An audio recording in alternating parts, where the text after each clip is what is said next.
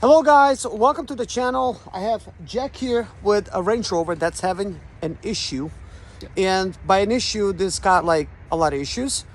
And I'm gonna try to help him out. Before I even get started, you'll need to find out, what's really going on. So Jack, what's going on with your vehicle right now? So yesterday I was driving back from work and have not really had any issues since I got the car I guess a couple months ago, and all of a sudden I started getting a transmission alert and error on the display, and then the second that happened, my blinker started going off, and I said, oh, this is pretty strange.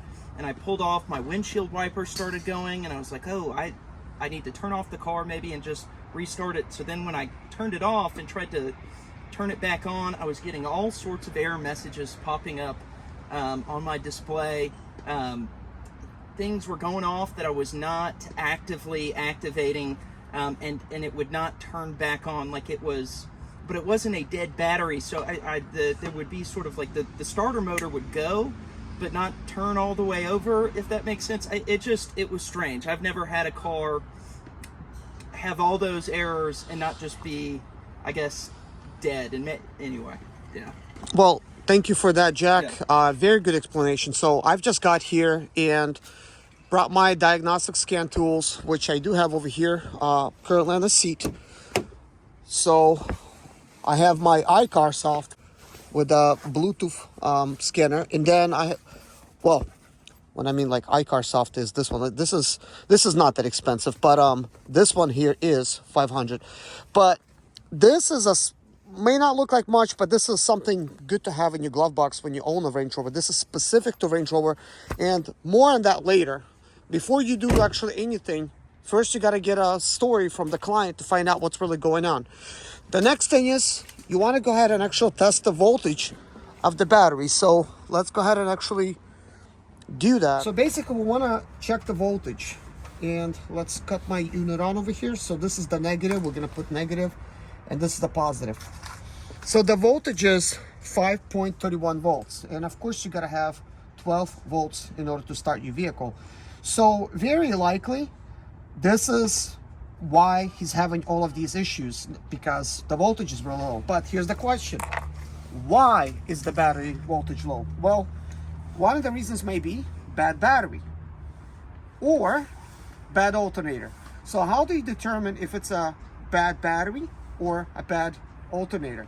Well, this battery is old, hasn't been replaced, so it's a really good idea to actually replace it. Being how old this battery is, it's a good idea to just swap in a battery. That is going to be like the first start. Once you actually connect the battery, because like this is kind of low and I really don't have like everything, to really jump this thing. And actually it's not good when it's this low to jump start a Range Rover, because you could actually fry some computers. So you could save some money by putting like a jump pack on it, and then you jump it just to find out now your voltage was too low and you end up frying your computer. So the very first thing we're going to have to do is replace the battery. Now, once we actually replace the battery, we could do a proper diagnostics by hooking up a computer and actually find out if the battery is actually being charged by the alternator. It's very likely that the battery was killed due to the fact that the alternator is no longer charging. Or it can just be a dead battery. So we need to do that first, is to install another battery. Now, I do have tools to remove this battery, and we could actually go ahead and get one installed. Or you could simply charge this battery up if it will take charge, and then of course install it and do it that way. So it looks like the actual hold down bolt is a different size, which is fine. So first we got to remove that negative battery connector. We'll just slide it over there so it doesn't touch. Now the positive is removed. This is a little breather for the battery. Now we gotta actually remove the hold down bolts, which is like number 8. Good. This is your battery hold down.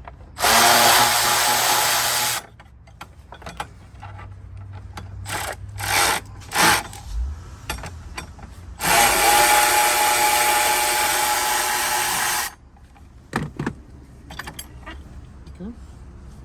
Just lay this on the floor.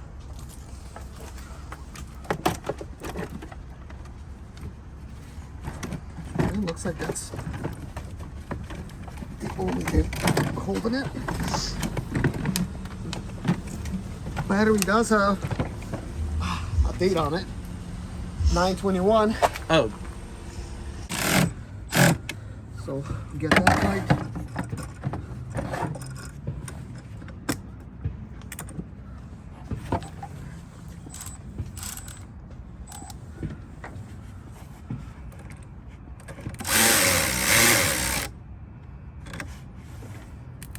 Lights turned on. Yeah. Let's. So this is good. Mm-hmm. Let's just put this over here for now. So now it's time for us to actually diagnose it. Okay. I'm gonna grab my key.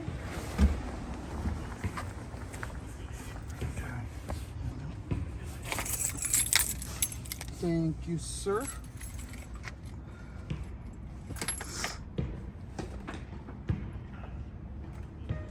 So we just need to put it to second position.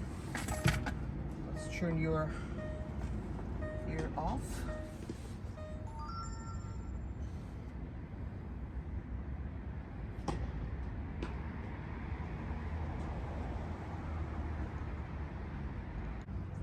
Yeah, it looks like when your battery has died, it caused all the systems to go haywire and cause all of these malfunctions.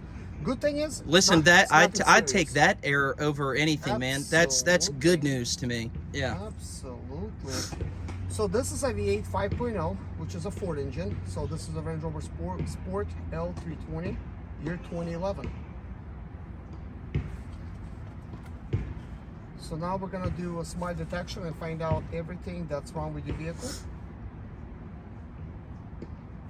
Yeah, you have a lot of crazy amount of codes, and we're just getting started.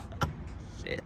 What I'm gonna do is I'm going to email you That would be all the awesome. failures that you had, because I could actually create this little list. Yeah, dude, if you wouldn't mind doing that, and just let me know like what's the stuff I need to go get addressed. Well, here's what I'm gonna do is I'm going to email the codes that are wrong, right? And then I'm gonna delete all of the codes. Okay. And when I delete them, you're gonna be a lot better off. So it's still scanning the vehicle, still trying to finish. So look, you got 4 codes here, 15 here, 1 here, 1 here, 1 here, 2 there, Good 14 Lord. here, 1 here, 1 here, 2 here, 4 here, 2, 1, 7, 11, 4, 4. So yeah, so here's what we're gonna do. We're gonna generate a report. So pre-repair, Land Rover, okay.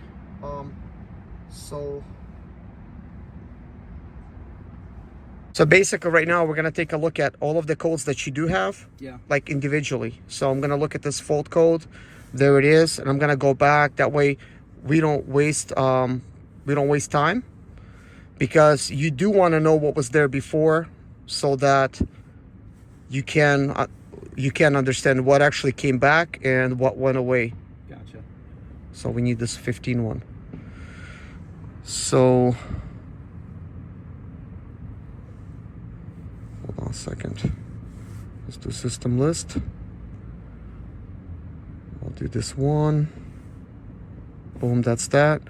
Cool thing about video, I could go back and I could actually pause it and find out what each code like really, is. Yeah. Like really. Because this is a lot to really go through. Yeah. I mean, and completely unnecessary, because most of these is going to be noise because your battery went dead. Yeah. Okay.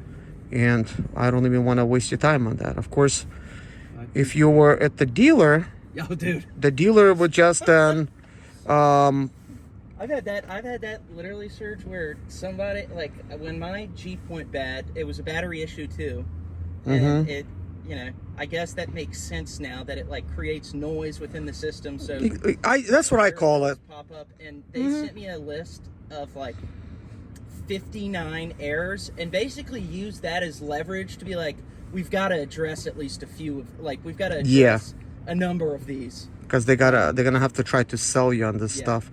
So what I'm doing now is I'm just like very quickly accessing each of the systems, just to, you know, get a sense at what the codes actually are.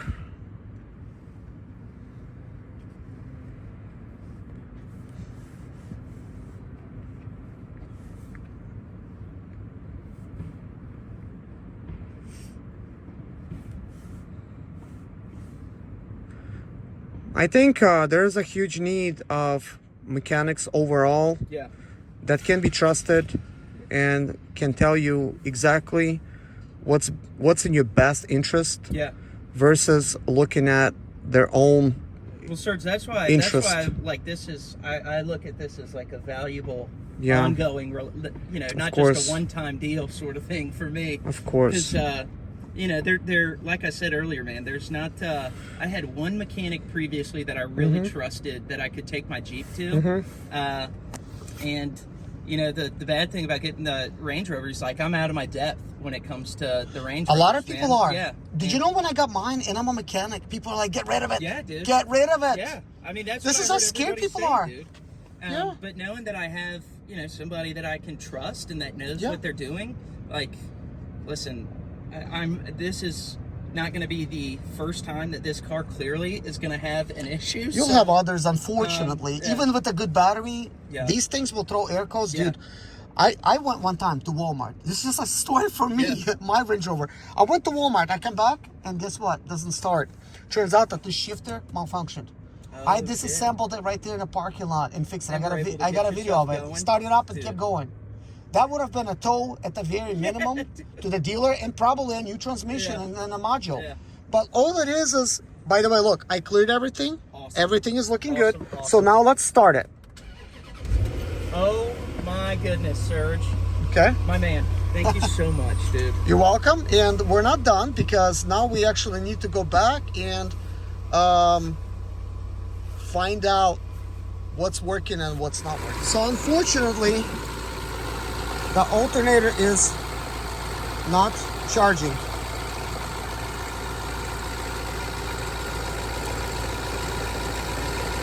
So when we put the battery in, it was 12.4 volts. And now, as you can see, the voltage is going to start dropping.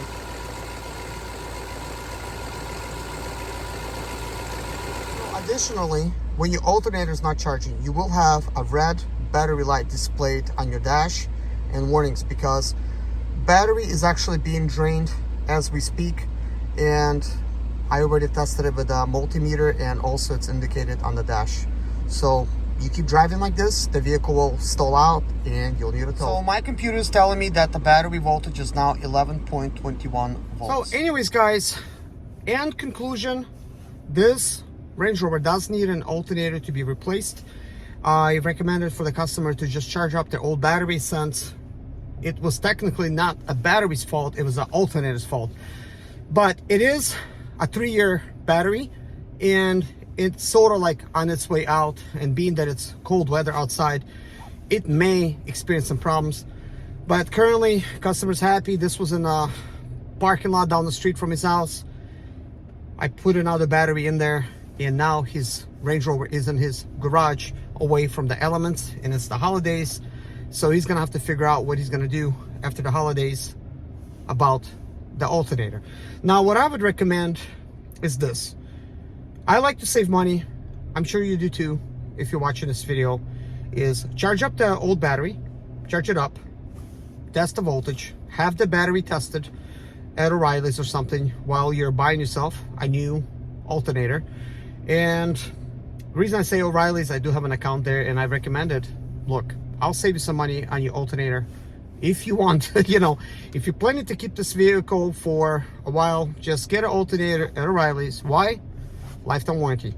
Well, AutoZone's gonna offer you the same thing in Advance and maybe some others, but here's the thing. If you're gonna keep the vehicle, might as well have lifetime warranty on the alternator. That's what I did. This Chrysler has an O'Reilly's alternator, and it's working. And if it dies, I'll take it back and I'll get myself another one. Well, anyways, guys, thank you so much for watching this video. I appreciate each and every one of you. And I'll see you guys in the next one. Bye-bye.